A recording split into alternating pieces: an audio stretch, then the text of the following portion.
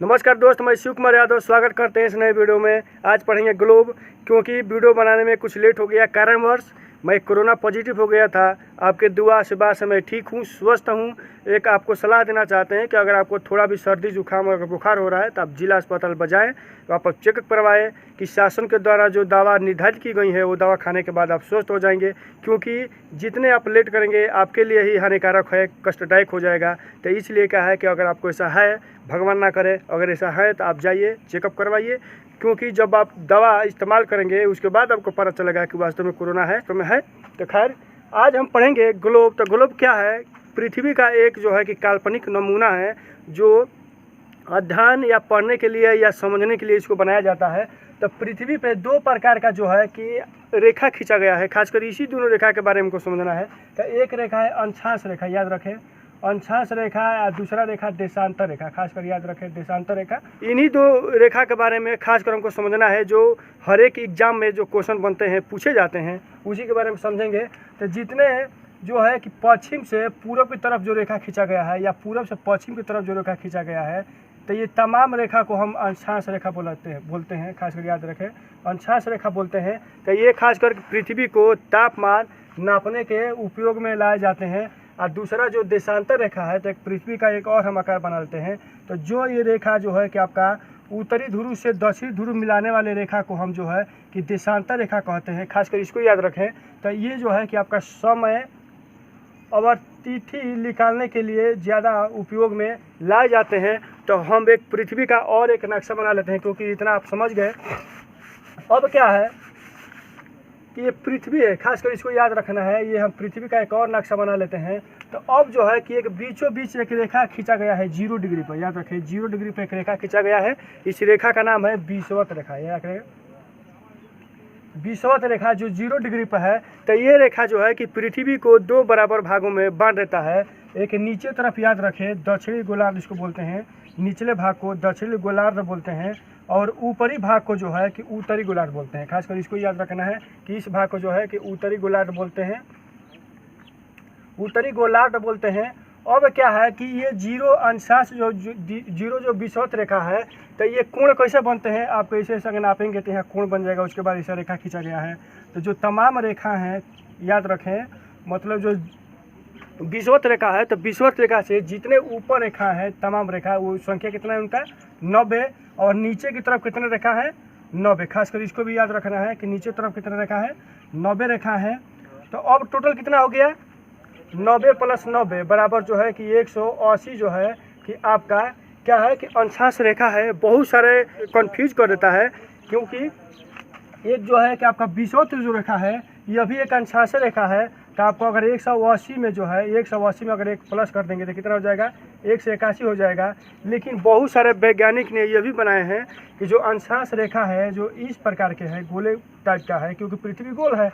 तो आपका उत्तरी ध्रुव पर याद रखें, उत्तरी ध्रुव और दक्षिणी ध्रुव पर जब ये आएंगे तो कोण नहीं बन पाएगा। तो उन्होंने क्या किया कि 81 में जो है कि 181 में 2 को माइनस कर दिया, तो कितना हो गया 179 हो गया। तो खास करके ये रखना है कि मेरा कर्तव्य है कि हम तीनों को याद करें। कितना 179, 180 और 181। खास करके तीनों अपने अपने जगह पर सही है। हम देने जाएंगे तो वहाँ तीनों विकल्प में नहीं देगा, क्योंकि किसी एक को देगा, क्योंकि वो परीक्षा जो केंद्र है वो अपना उसका भी अपना नियम है कि किसको लागू करता है, इसको देगा या इसको देगा। मतलब जो है कि तीनों एक साथ नहीं देगा, क्योंकि वो जानता है कि तीनों अपने जगह पर सही है, कोई एक ही सही है। तो अगर आपको 180 दे रहा है तो उसको टिक मार देना है, 181 देना है तो उसको, मतलब तीनों में किसी एक को देगा, तीनों नहीं देगा। तो हमको यहाँ तक याद हो गया। अब क्या है कि अगले क्रम में बढ़ते हैं कि अब पृथ्वी का जितने ये जो है कि आपका विषुवत रेखा से अब ये पूछा जाता है कि एक अंशांश रेखा से दूसरे अंशांश रेखा के बीच का जो दूरी है वो क्या है। तो क्या बोलेंगे आप 111 किलोमीटर है। क्या है? एक अंशांश रेखा से दूसरे अंशांश रेखा के बीच का दूरी कितना है 111 किलोमीटर है। अब क्या है कि अब यही पूछा जाएगा कि आपको जो है कि उत्तरी ध्रुव से लेकर या दक्षिणी ध्रुव का जो है कि इसका कितना है, कितना किलोमीटर है। तो आसानी से बोल सकते हैं इसको कि 12,742 जो है किलोमीटर है आपका जो है कि पृथ्वी का लंबाई ऊपर से लेके नीचे तक। अब एक और आते हैं कि जो टोटल अक्षांश रेखाएं हैं, तो ये अक्षांश रेखा में जो महत्वपूर्ण रेखा है उसके बारे में थोड़ा समझ लेते हैं। क्योंकि आपको 23.5 डिग्री ऊपर तरफ जो है, 23.5 डिग्री ऊपर तरफ जो है कि एक आता है कर्क रेखा, याद रखें कर्क रेखा। वो कर्क रेखा जो भारत में प्रवेश करता है, तो भारत में जो है कि 8 राज्यों को पार करता है। तो बहुत सारे लड़के जो है कि इस पर टिक बनाए हैं कि मित्र गमछा झाड़ करके, खैर ठीक है, लेकिन हमेशा हर एक बात पे टिक जो है कि काम नहीं करेगा।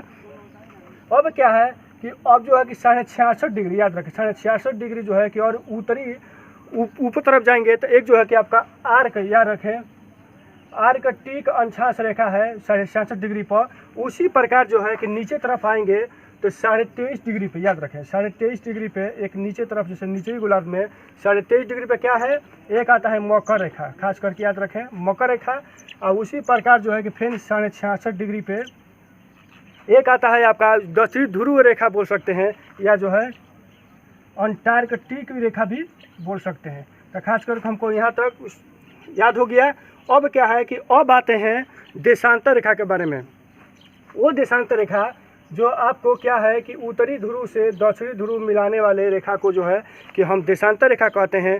तो ये तमाम रेखाएं हैं, कितने हैं, तो ये जितने रेखा हैं सब जो है कि ऊपर से लेकर नीचे तक मिलाने वाले रेखा को जो है कि हम देशांतर रेखा कहते हैं। तो ये रेखा से ये क्या है कि हमारा एक ग्लोब बन गया। तो इसके खास कर ये समझना है कि बहुत सारे एग्जाम में पूछता है। तो यहाँ से भी एक हमको निकलना है कि यहाँ से एक होता है 0 डिग्री एक माना गया है, उसको थोड़ा समझेंगे कि ये 0 डिग्री से ये जो है कि यहाँ 180 डिग्री तक, याद रखें 0 डिग्री से 180 डिग्री तक, यानी जो है कि जो देशांतर रेखा है वो एक डिग्री पे वो रेखा है। तो अब क्या है कि 0 डिग्री से लेके पूर्व तरफ पूछता है कि पूर्व तरफ जो है कि पूर्व तरफ कितने, 0 डिग्री से लेके पूर्व तरफ जो है कि 180 जो है कि देशांतर है रेखा है, और पश्चिम तरफ 180 देशांतर रेखा है। तो टोटल कितने हो गए 360 देशांतर रेखा है। तो यहाँ कन्फ्यूज नहीं होना है, यहाँ मात्र जो है कि 360 जो है कि आपका देशांतर रेखा है। अब एक और बात समझ लेते हैं कि 1884 में, याद रखें 1884 में वाशिंगटन जो अमेरिका की राजधानी है, वो 384 में निर्णय लिया गया, इसको पारित किया गया कि जो देशांतर रेखा है तो समय और तिथि निकालने में दिक्कत हो रहा है। तो किसी को जो है कि 0 और किसी को किसी स्थान को केंद्र बनाया जाए तभी संभव है। तो 1884 में इंग्लैंड के एक शहर है जिनका नाम है ग्रीनविच, याद रखें ग्रीनविच। तो उसको जो है कि एक समय का निर्धारण दिया गया कि वहीं से जो है कि हर एक विश्व का हर एक जगह का समय निकाला जाएगा कि कहाँ का समय कितना हो रहा है, उसको हम समझेंगे। तो अब क्या है कि वहीं एक जो है कि देशांतर में नीचे दक्षिणी ध्रुव पर एक देशांतर रेखा को 0 माना गया, और वहाँ जो है कि 180 माना गया। तो 0 को जो है कि हमको अंतर्राष्ट्रीय जो है कि देशांतर समय रेखा कहते हैं, और उसी प्रकार 180 को ही अंतर्राष्ट्रीय तिथि जो है कि देशांतर रेखा कहते हैं, खास कर ये याद रखें।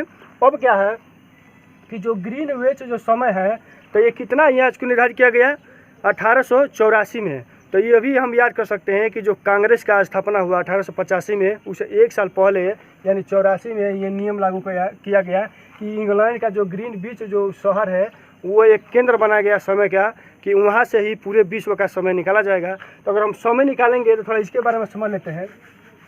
क्योंकि पृथ्वी जो है कि गोल है, अंडाकार है, तो पृथ्वी भी अपने जो है कि 23.5 डिग्री पे, याद रखें 23.5 डिग्री पे वो झुकी हुई है।